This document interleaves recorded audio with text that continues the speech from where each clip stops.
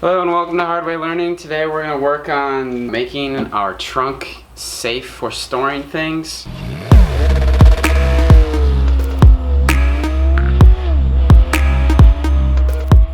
If you own a soft top car, you don't really want to lock the doors because then you risk someone trying to break in will cut the top, and the top is probably worth more than anything that you would want to leave in a car anyways. I leave the car unlocked all the time. That way, if anyone wants to snoop around in the car, I don't leave anything of value in the cabin. That way, hopefully they don't cut my top open to try to get into the car to steal anything. There is a way to lock the center console, but that would be really easy to break into and pull the trunk release. So what you want to do is you want to come in here and remove that trunk release from the latch. So the only way to get in here is with a key. Now if someone really wanted to get into the car, I'm sure they still could, but this is going to deter someone who's looking for the quick smash and grab. So in order to remove the trunk release from the latch, you're going to have to remove this piece of carpeting that's in here. It's held on by 7 plastic fasteners. You just disconnect the trunk release cable from the latch and you're ready to rock and roll, and you can store stuff in here worry free, and then you don't run the risk of someone cutting your top open. We'll get started with that. In order to pop these little plastic guys off, I usually just catch the center edge with a flathead, pull that out and it releases it. Get all 7 of these guys out of here. If you break these, you can usually find them at an auto parts store. So once you get the last fastener off, you can set the carpeting aside. And here is where the center console latch cable comes through. So in order to get that off, you're gonna wanna take this whole mechanism off. It's 2 10mm bolts.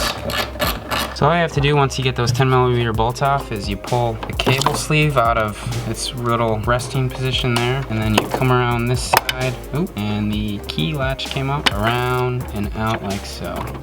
And here's sort of an important part. You want to make sure that this stays in here, because now you have to rely on the key to open your trunk, so you don't really want to get your trunk stuck closed with anything valuable in it. Once you've got the cable off of the latch, I just tuck it away right here and then zip tie it to this wire harness so that it's not rattling around while you're driving. And I zip tie around here. I'll trim that later. But you get the latch on here, and make sure that the key arm is attached before bolting the latch back down. Once you get the latch bolts snugged up, you're going to want to set the height to make sure that this can still meet it. If it sits too low, it won't close. If it sits too high, you might not seal good enough and you could get water inside your trunk. Before you even close your trunk, you want to take your key, test the latch, and make sure that it still functions.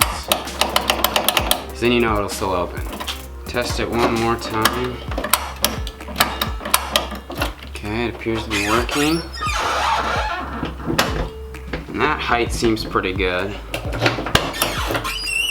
So I will snug these bolts down, put my carpeting back in, and we are all set up with a secure trunk. Thank you so much for watching. Next week we might have some more video on the engine side of things. But if you like the video, subscribe, like the video. If you don't like the video, bye.